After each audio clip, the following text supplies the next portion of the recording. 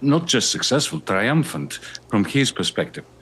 But allow me to cast a more broad gaze upon 2025 and do it in terms of what I consider to be three momentous events, global events, where Donald Trump was a key player, maybe the key player.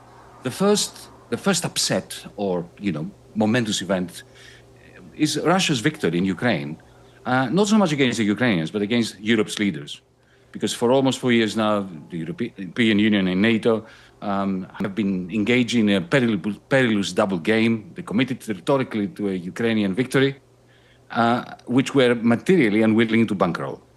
And now we have a decisive Russian victory, which of course was mitigated, was propagated to a large extent by Donald Trump. The second momentous event... I'm going to pause you if I may. I mean, we have not got a peace agreement, a peace proposal.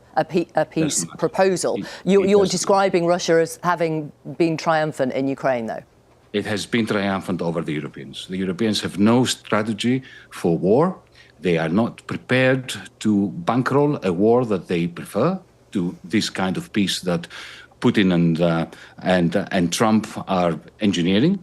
And they have no plan for peace either. So that is a decisive victory by Putin and, with Trump helps, over the European leadership, the European Union and NATO. This is my assessment. But there are two other dimensions or upsets that supplement this, and Donald Trump is central to that. The second one is that I think, maybe you will find this also controversial, China has won the trade war against the United States. First by weaponizing its dominance over rare earths, and then defeating the chip embargo, through the mobilization of its technological machinery.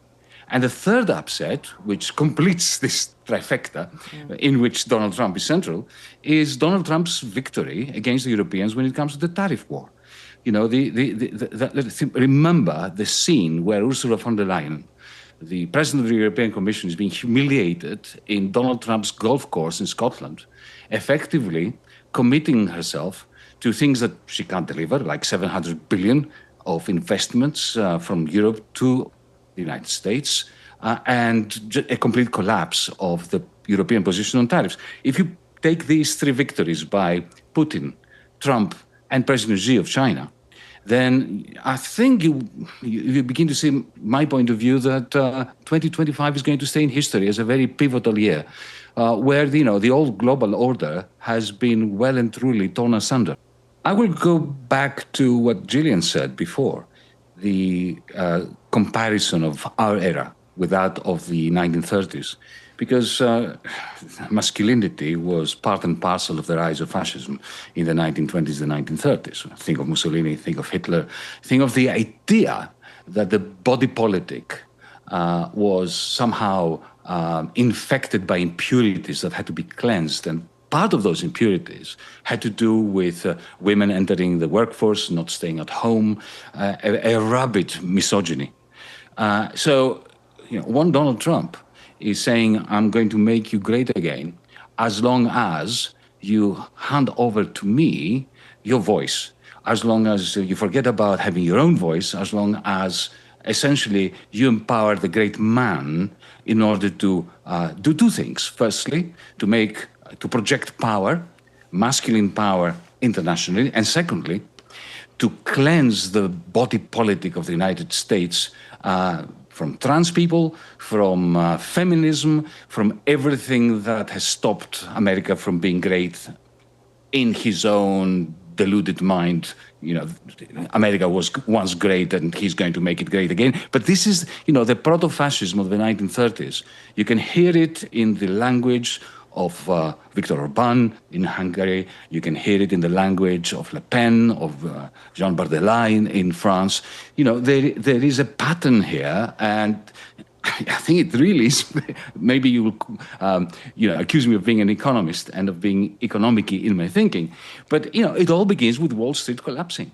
And then austerity for the many, creating discontent, the left failing to harness this discontent into a humanist project. And then the right comes with this combination of misogyny, the manosphere, and authoritarianism to take over. Of course, the moment they take over, they start betraying even the working class men that have lured into their alliance. But I never insult, unlike Hillary Clinton, who called his base deplorables, I never believe that we of the left have the right to surrender all those people to fascism.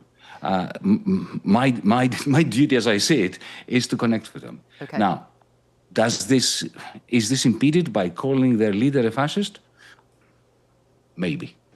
Well, full disclosure, I have supported him years before you knew who he was.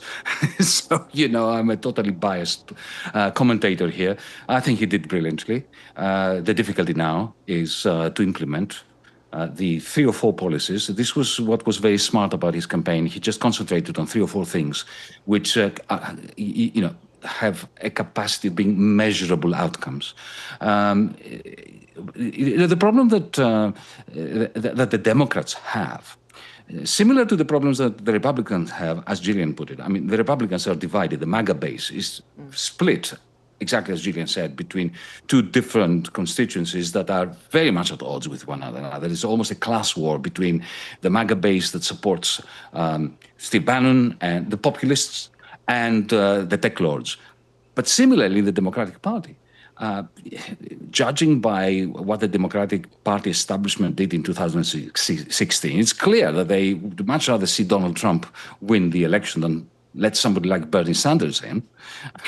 And similarly, I very much fear that they would still budge at the idea of supporting somebody like Mamdani to go head-to-head with Trump. I think that somebody like Mamdani could give the Democrats the oomph that they need to get out of the mire in which they found themselves last year.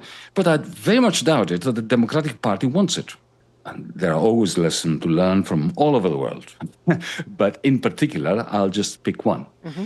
The importance of having a very clear campaigning manifesto for what we would do tomorrow morning, if we had our hands on the levers of power. And then link this with what we would do in 12 months, in 48 months, in 5 years, in 10 years. This is what the left lacks. We are very good at great speeches about human rights and about, fighting exploitation and emancipation and so on. Not fighting emancipation, but emancipating people. Yep. We're not very good at being very specific and laser-focused on the 3 things, like Mamdani succeeded in doing, that we would do tomorrow morning as a precursor to a societal change. I campaigned, along with many people in Britain, against Brexit. I'm saying this so the viewer knows where I'm coming from. Having said that, I think it would be suicidal now for Keir Starmer to reopen the Brexit question. Primarily for one reason. Firstly, he doesn't have a mandate for it. He didn't campaign last time on this. Maybe he wants to put it forward for after the next general election, but that would be a mistake too, because the one claim to fame he has as an otherwise utterly unsuccessful prime minister is that he managed to secure a trade deal with Donald Trump, which is slightly better than that of the European Union. Mm-hmm. So either he has to say, look, I'm going to trust this because I want to go back into the customs union, because you can't be in the customs union and have the preferential tariff rates that Trump has granted you, or he's going to have, he can't have his cake and eat it. And I think that, to start this conversation now, when the European Union is in a state of serious disrepair, I was campaigning even after the Brexit referendum for Britain to, okay, you've decided to get out of the European Union, but at least stay in the single market. You know what? I cannot put my hand on my heart and say something similar now, because the single market is kaput, it's finished. We have destroyed it in the European Union. Since the pandemic, the French and German governments have done everything they could in order to dismantle it. Now we have a single market only in name. And more generally, we have a massive investment deficit in Europe. We are shrinking, we're stagnating. Volkswagen cannot sell cars, so it is passing on production lines to Rheinmetall to produce tanks that not even the Ukrainians want. We are borrowing through the nose 800 billion to buy these weapons, these armaments that are not even up to scratch for our defensive purposes. So to start a conversation today in Britain about reopening this very traumatic chapter of the European Union, given the state of disrepair of the European Union, and given his small success story in the trade deal with the United States, I think that would be suicide. I want to come back to you on you describing Keir Starmer as otherwise an utterly unsuccessful Prime Minister in just a moment, but well, I don't feel like kicking a man when he's down, and he's clearly down. You can, of course, come up with a catalogue of small victories and some improvements, which I do not want to belittle. But nevertheless, when it comes to the big picture, he has failed in macroeconomic terms. He and Rachel Reeves have completely lost the plot. They have no plan, no understanding, no analysis of what the fundamental issue of the United Kingdom economy is. You have a lot of money in the United Kingdom economy.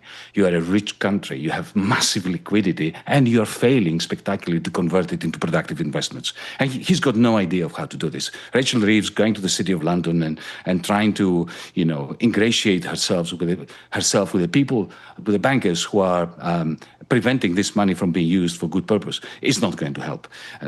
On the question of migration, on the question of borders, on the question that empowers the racist forces which are pushing for Nigel Farage to move into 10 Downing Street, he has been a total moral failure. He has tried to counter this, the manosphere and the racism that is in the ascendancy with racism light, through performative acts of punishing refugees, but not as much as Nigel Farage would do it. When it comes to foreign policy, his shenanigans with Ukraine, this attempt constantly to go into bed with Emmanuel Macron and in a coalition of the willing when they are not prepared to put the money in, where their mouth is, when they have no plan for what they would recommend to Vladimir Putin if there is going to be a peace plan. And more generally, you can see from legislation that even Labour MPs have opposed, with the result that some of them were frozen out for a very long time, that, this is a Labour government that is far more interested in ingratiating itself to people that would never vote for it, and treat their own voters, especially the disabled and the needy, with a certain contempt that is coming back to bite them. Okay.